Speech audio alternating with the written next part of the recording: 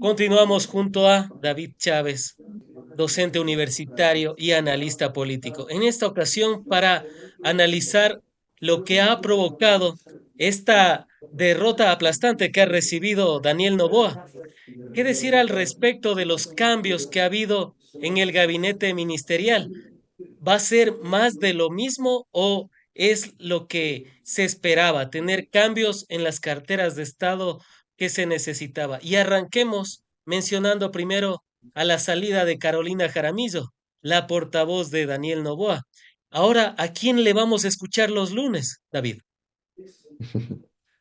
Ojalá que al presidente, ojalá que a los ministros. Esta figura, además con esta vocación un poco rocambolesca que tenemos por imitar a los Estados Unidos, por imitar a la Casa Blanca, es terrible. O sea, me parece que lo deseable en el gobierno es que dé un viraje también en la comunicación política, pero en la comunicación gubernamental, pero parece evidente que no. O sea, las cadenas siguen en la misma lógica. Pues, ahí tienen que, busquen un asesor, que paguen de su plata, tienen mucha plata para pagar eso, pero vean a alguien que les pueda ayudar a mejorar el manejo de la comunicación. La comunicación tiene que dejar de ser tan apabullante, tan vertical, porque además igual lo que pasaba con la vocera, que ahora se va sin pena ni gloria, es que la prepotencia y la arbitrariedad con la que manejaba el espacio este de la comunicación resultaba tremendamente contraproducente. Es decir, eso le fue desgastando a Novoa. Ventajosamente porque eso habla, te digo, en una perspectiva democrática general. No, no, no, sin tomar ni siquiera una postura por un lado o por otro. Eso es saludable en la sociedad ecuatoriana. O sea, cuando yo veo que a la gente le molestan estos gestos autoritarios, digo, tenemos todavía una vocación democrática que vale la pena cultivar. Y te decía que eso es saludable en términos generales, porque a mí me parece que en cierto momento pasó lo mismo con la comunicación que hacía Rafael Correa, con toda la capacidad que tenía el de comunicador, que es muy diferente a lo que hace este señor, ¿no? O sea, pues, pero a mí no me gusta meter en el mismo saco todo, porque digo, ese gatopardismo no ayuda al debate político. Pero lo que sí es cierto es que a Correa no le hacía un favor político sus gestos autoritarios cuando comunicaba. Eso no le ayudaba, eso le perjudicaba mucho. Y lo que a mí me preocupaba de lo que venía pasando con Noboa es que en cambio a Noboa su autoritarismo lo fortalecía, no lo perjudicaba. Claro, el efecto Lo contrario. que hemos visto entre el paro nacional y ahora es que parece que con Novoa esto ya paró. O sea, parece que ya la gente ya pudo haber satisfecho un poco su demanda autoritaria, pero ya decidió ponerle límites, decidió que también le molesta este comportamiento autoritario. Y Ya no cuando quieren encuentras, un por ejemplo, dictador, ya no quieren un dictador como sí, sí, algún sí. momento mencionó Ricaurte. O sea, sí, pero imagínate, lo cuestionable es la gente que con Correa exacerbaba esto y con Novoa se queda callada. Y cuando además lo de Novoa es mucho más grave. Correa tenía gestos autoritarios, pero no estabas frente a un régimen autoritario completamente o un estado autoritario como el de ahora. Claro. Pero lo lógico es que en un ánimo democrático, si cuestionabas al uno, cuestiones al otro. O sea, piensa el señor Carlos Vera, que le decía dictador a la Correa y que ahora piensa que Novoa es el mejor gobierno de la historia. Eso no tiene sentido. Claro. Entonces a mí me parece que el manejo de la comunicación, para cerrar lo de Jaramillo, tendría que dar un viraje total, tendría que ser una comunicación un poco más democrática, menos vertical, menos autoritaria, pero creo que es una buena noticia que hayan sacado a Jaramillo, pero me temo que la sustitución que harán o el cambio que harán no les va a llegar a ningún lado, porque en la reflexión general, lo que está evidenciando la crisis de gabinete es la enorme incompetencia del gobierno. El hecho de que, para empezar, no tienen cuadros políticos. Nos están mostrando lo lamentable que es el gobierno de Noboa. No tienen cuadros políticos, han reciclado unos que ya tenían y han decidido poner a otros que son peores que los anteriores, lo cual también habla del encierro político de Noboa. Noboa tendría que pensar urgentemente en lograr acuerdos políticos con otros actores que le permitan tener un cierto oxígeno y que le permitan contar con gente que sabe de la gestión pública. El problema es que ahí tiene solo dos actores políticos que tienen esa capacidad. Es decir, que es gente que sabe cómo se hace la gestión pública. la Revolución Ciudadana, con quien evidentemente no se van a sentar a conversar y quién sabe si la Revolución Ciudadana quisiera hacerlo, ¿no? Creo que ahora el mayor error político, más allá de que hay ciertos cuadros, sobre todo autoridades locales, que han intentado tener un acercamiento a Noboa, sería un suicidio político. Y tienes al Partido Social Cristiano, que a pesar de lo muy venido a menos que está, pero tienen por ahí cuadros que más o menos conocen de la gestión pública y de la gestión política.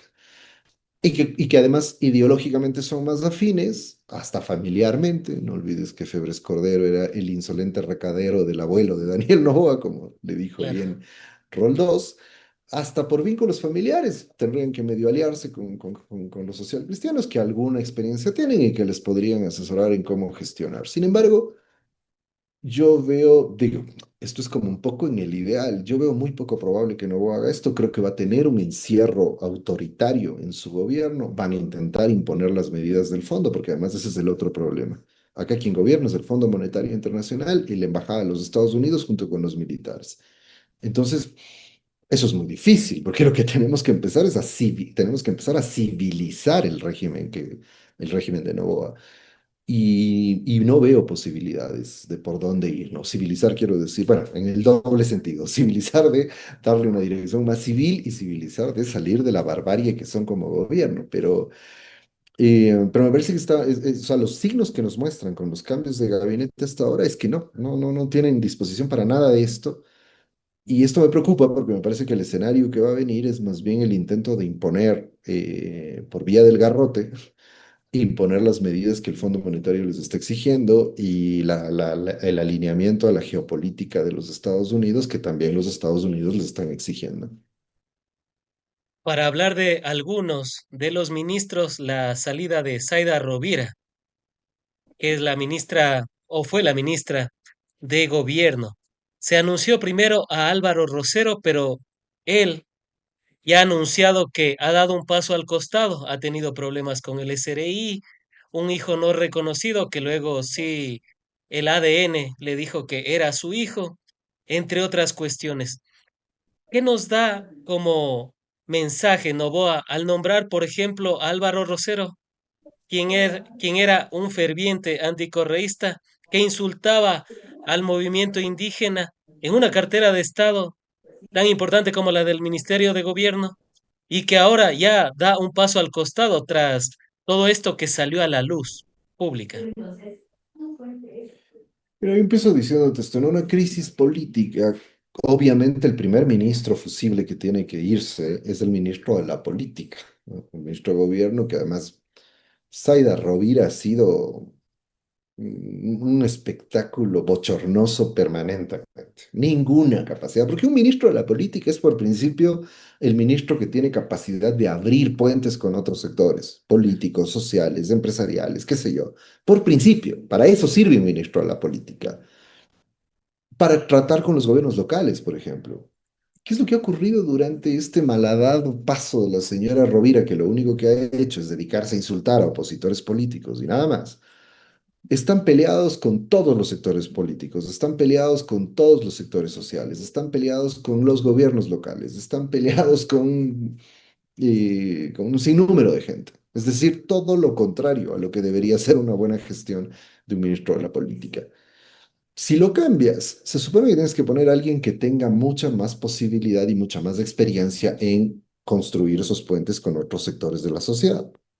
¿A quién ponen? A un tipo que primero, la única experiencia que tiene es hacer un mal programa de variedades en su radio durante la mañana.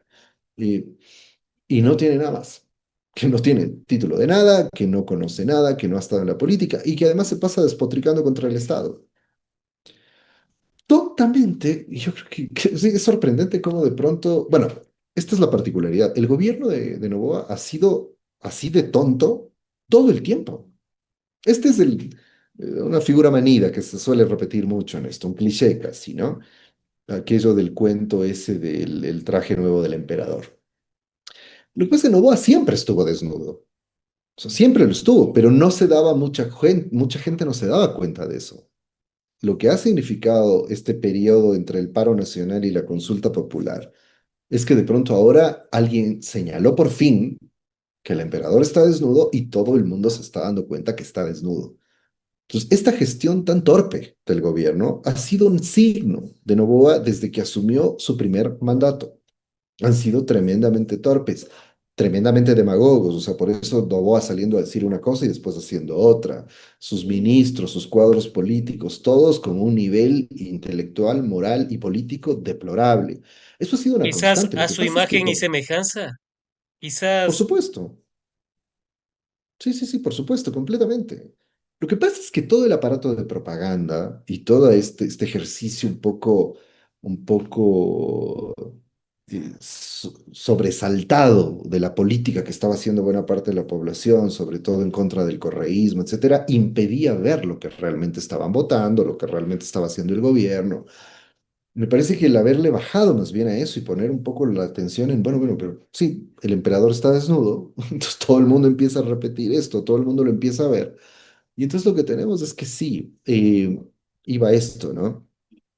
Este gobierno me parece que se tomó en serio lo que algunos TikTokers, influencers y demás decían que había, que ya es de un delirio y de una estupidez inenarrable, que decían que el gobierno pierde la consulta popular porque es un gobierno que está infiltrado por correístas y que tiene un montón de...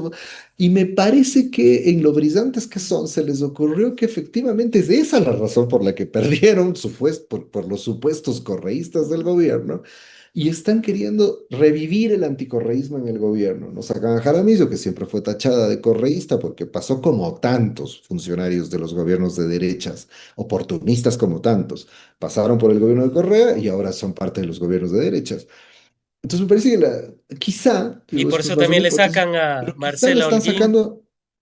Exacto, o sea, quizás es esto de que están limpiando de correístas porque quieren volver sobre el cuento ya gastado, ya raído, de que la única política que tienen es la del anticorreísmo, cuando insisto, eso sí, si hay un mensaje claro, yo, como te he dicho, no creo que la dicotomía correísmo y anticorreísmo haya sido superada.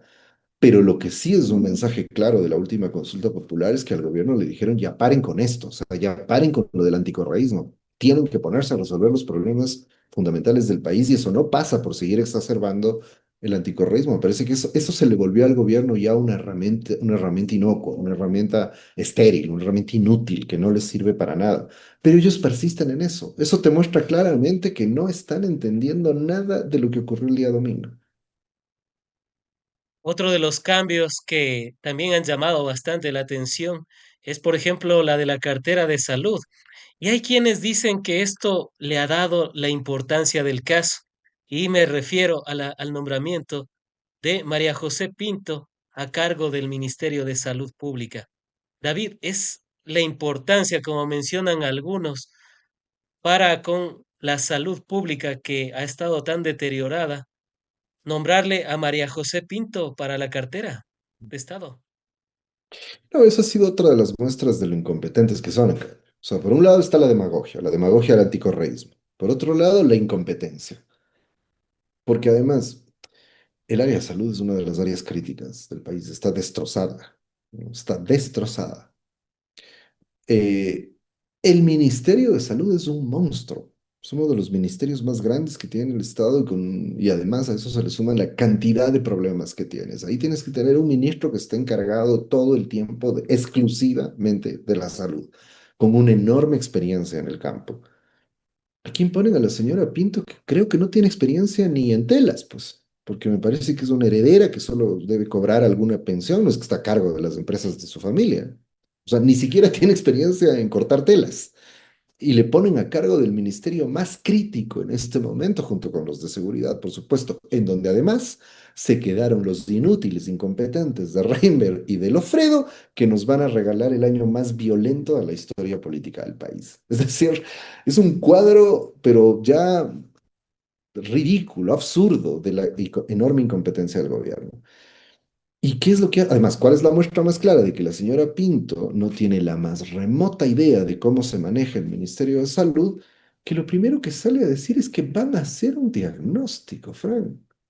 2 años después de gobierno, con una montaña de denuncias del mal funcionamiento de los hospitales públicos, con fiscalización en la asamblea, con unos casos, además, no los casos montados, no los casos inventados que acostumbra la derecha, con unos casos de corrupción y de ineficiencia claramente documentados que se han denunciado en la Asamblea Nacional.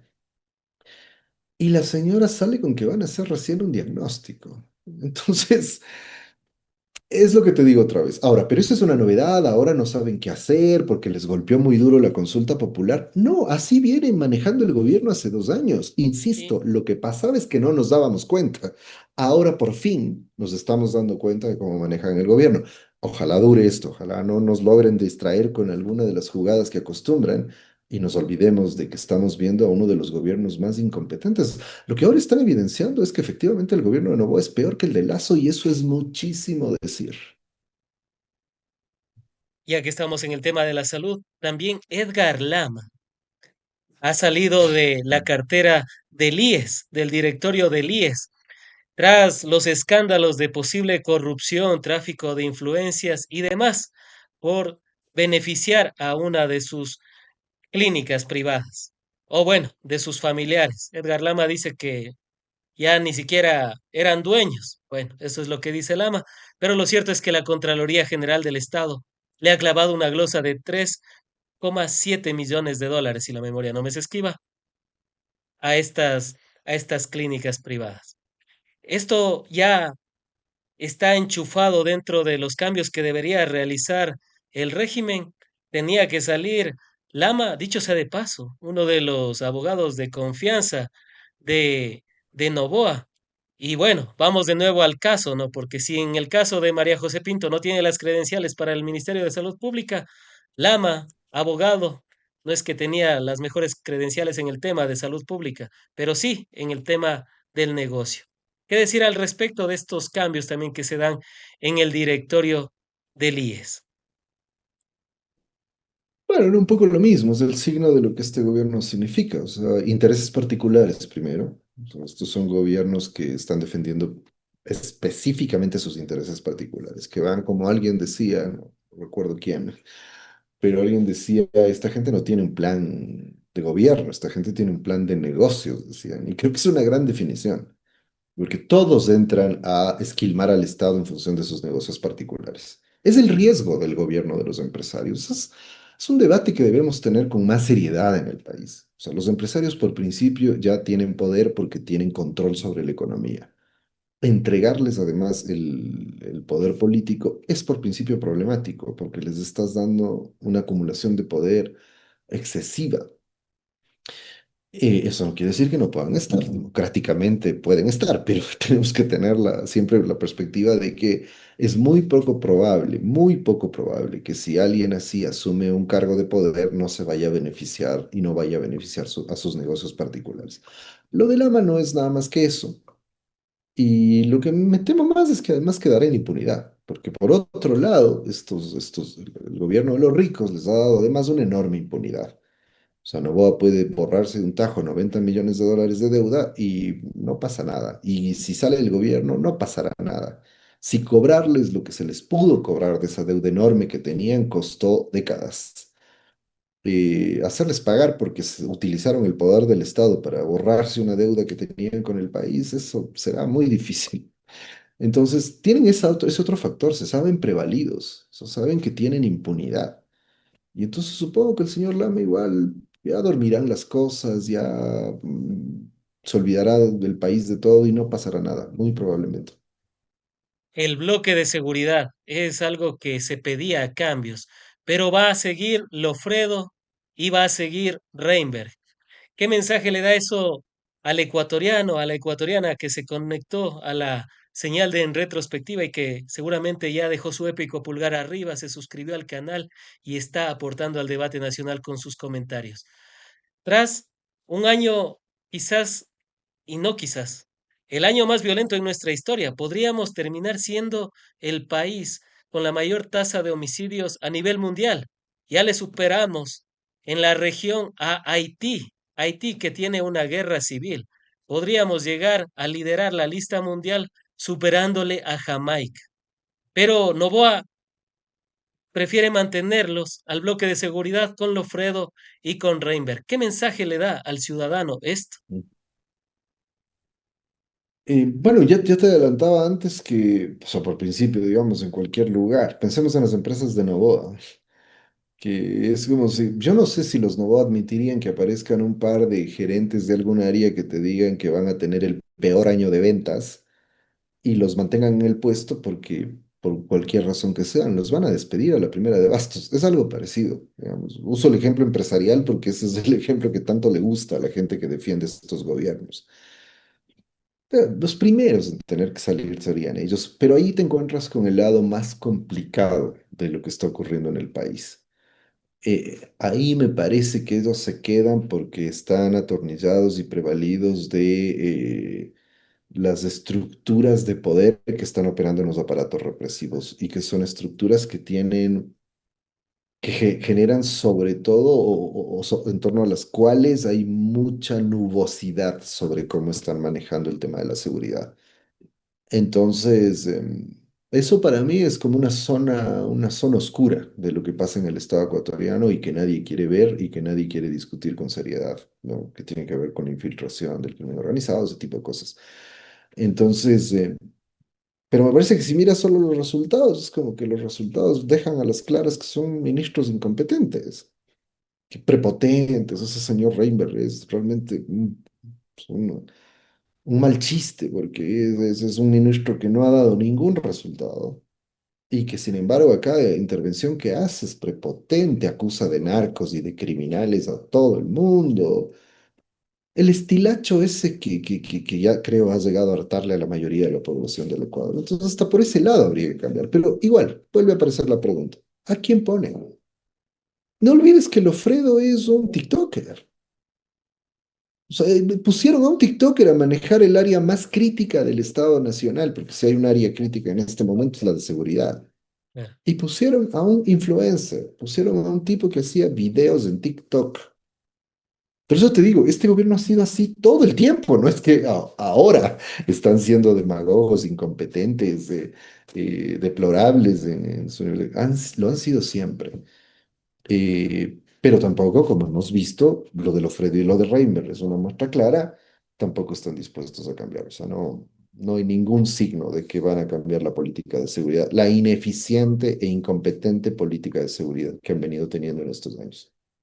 podríamos hablar de los demás ministros, pero quisiera terminar con la ministra de Energía y Medio Ambiente, Inés Manzano.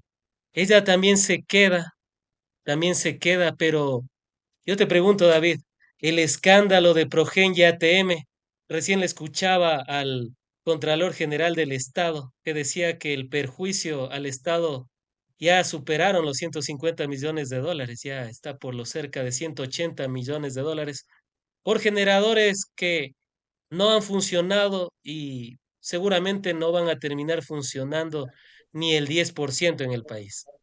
También hay algunas cuestiones como los apagones que sufrimos en el 2024, pero que hasta ahora no se ha logrado hacer algo real para resolver un próximo o futuro estiaje con las características del año 2024.